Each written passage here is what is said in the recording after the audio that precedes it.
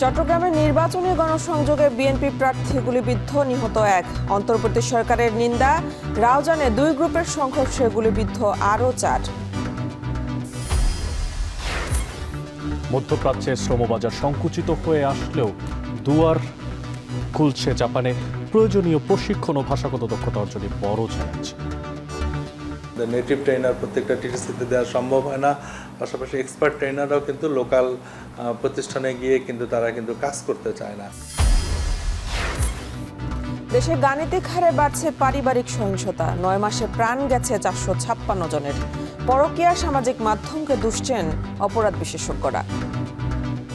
পারিবারিক সহিংসতা বৃদ্ধির মূল কারণ যদি আমি বলতে চাই, সেটা হচ্ছে পুরুষতান্ত্রিক যে একটা প্রভাব আছে সিদ্ধান্ত দেওয়ার ক্ষেত্রে, এটার একটা প্রভাব। আরেকটা হচ্ছে সোশ্যাল মিডিয়ার একটা খারাপ ব্যবহার।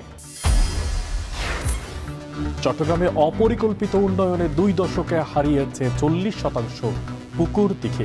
প্রকৃতি হত্যায় বেড়েছে জলাবদ্ধতা ও উষ্ণতা।